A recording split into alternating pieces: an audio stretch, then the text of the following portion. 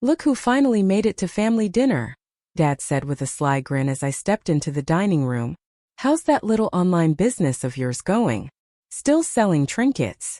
I adjusted my modest dress, no need to flash the designer label, and slid into my usual spot at the far end of the table, the family disappointment corner. It's going well, I said, watching Mom fuss over her perfectly staged table setup, snapping mental notes for Instagram. #family dinner vibes. Well, won't pay the bills, Dad snapped, cutting into his steak. Your brother James is closing million-dollar deals. That's real work. James puffed up with pride. Actually, we're meeting investors next week for $2 million in expansion funding, I said with a smirk. You know, real money, not pocket change from a side hustle.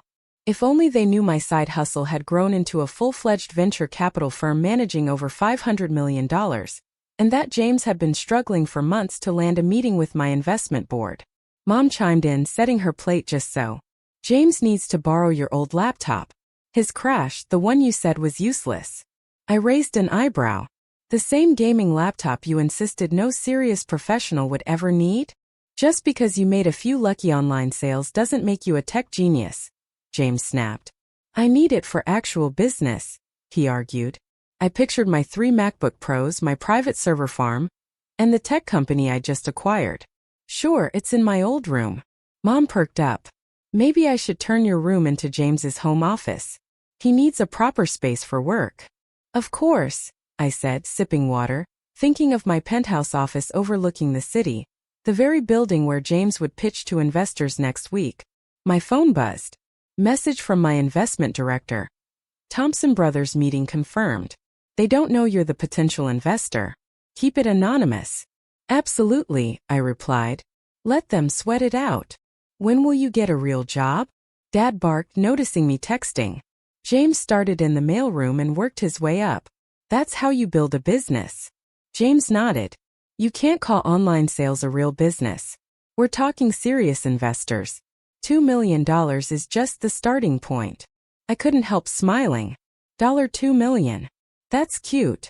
Don't mock your brother, Mom warned. At least he has a proper office, not a laptop on the couch.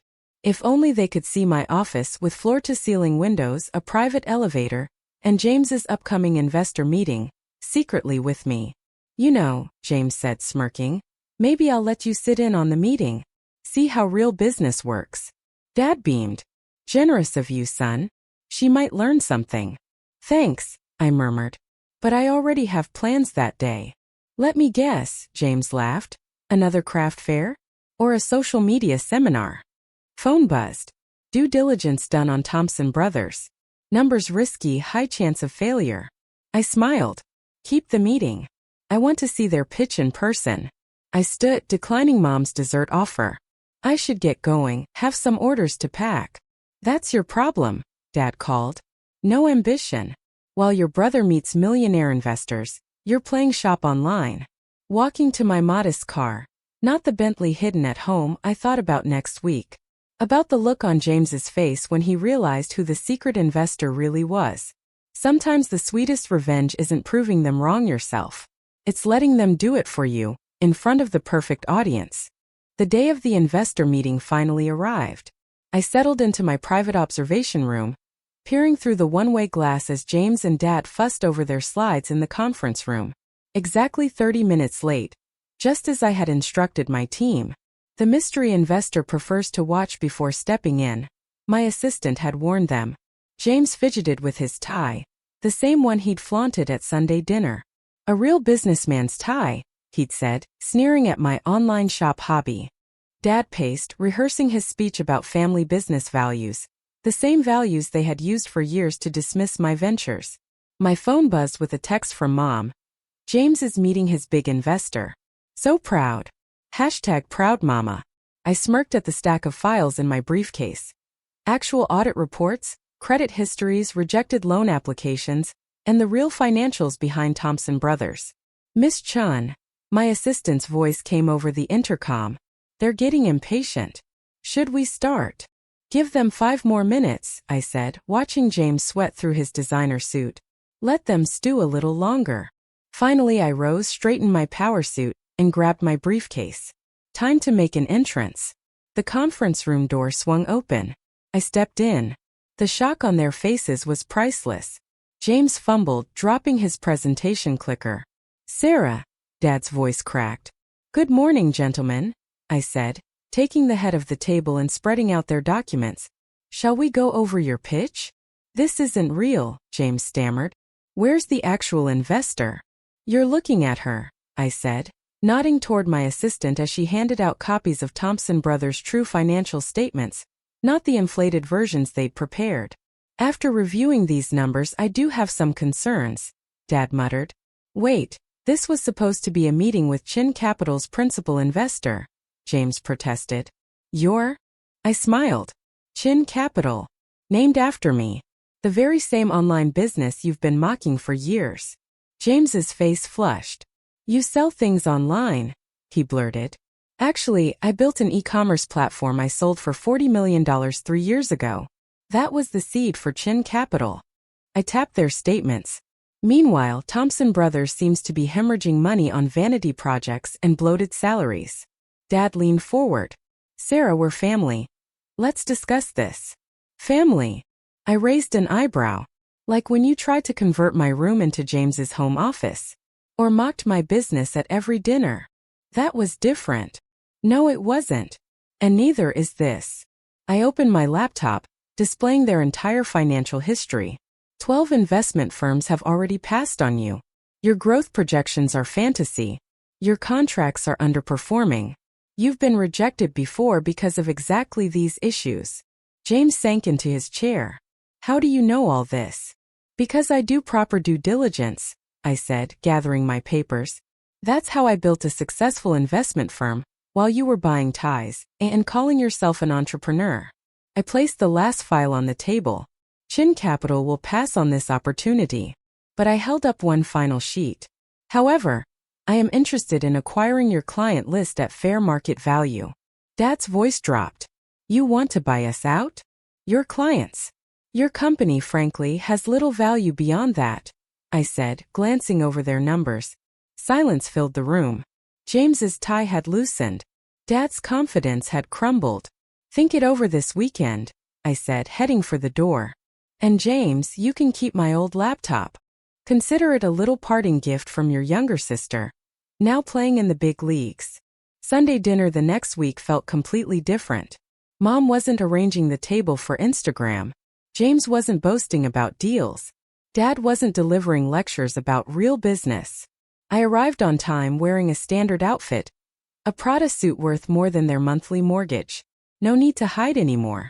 How nice of you to join us, Mom said, her perfectly staged table nowhere in sight. We saved your usual seat, James stammered. Actually, I said, setting my designer bag on the table, I think I'll sit at the head tonight. After all, I'm now the family's primary breadwinner. James choked on his water. The buyout check for Thompson Brothers' client list was still waiting to be cashed. About that, Dad began cautiously. Princess, we should discuss my firm's investment decision. I pulled out my iPad displaying their real numbers. Or would you prefer to talk about the 3 years you spent inflating revenue figures? Mom gasped. James, you claimed the business was thriving, I said. It was, he protested. Just not anywhere that matters, I corrected, scrolling through 8 failed loans, 3 pending lawsuits, and a credit rating worse than a teenager's first card. We can explain, Dad started. No need. My forensic accounting team already did. I accepted the wine Mom offered, an expensive bottle usually reserved for James's celebrations. Though I do have one question, I continued. When you mocked my online business, did you ever actually look it up? Silence answered for them. One quick Google search would have revealed Chin Capital's investments in tech, real estate, and renewable energy. I smiled. Even that country club you love bragging about? I own it now. James sank further into his chair. Why didn't you tell us? Dad asked weakly. Tell you. I laughed. Like you told investors the truth about Thompson Brothers? Besides, watching you pitch to me in ignorance was highly educational. So what happens now? Mom asked quietly. Now, I said, pulling for envelopes from my bag. We discuss your futures. They took them with shaking hands. Mom opened hers first, her gasp filling the room. These are your options, I explained. Mom, you can continue your social media career. But now as part of my company's marketing team with proper oversight. Dad, your experience could be useful in our acquisitions department. Entry level, of course. And James?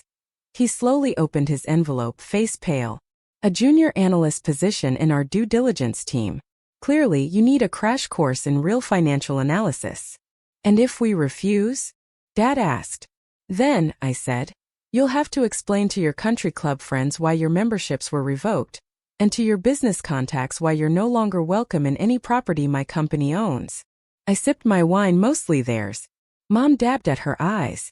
Why are you doing this? She whispered. Because success isn't about fancy ties, social media followers, or inflated egos. It's about hard work, integrity, and actually understanding business. I stood, gathering my things. You have until tomorrow to decide. And one more thing. They looked up at me, the same people who dismissed and mocked me for years. I'm keeping my old room, perfect for storing my awards and magazine covers. I turned toward the door. And James, that businessman look you love so much? Totally fake. Just like the rest of your act. The door closed on their stunned silence. In my car, this time the Bentley, I checked my phone. Another text from Mom. Please, can we talk about this as a family? I smiled, typing back, we are talking. In this family, I'm the CEO and you're all entry-level employees. Welcome to real business. Sometimes success isn't about proving yourself. It's about letting others realize the truth about their own.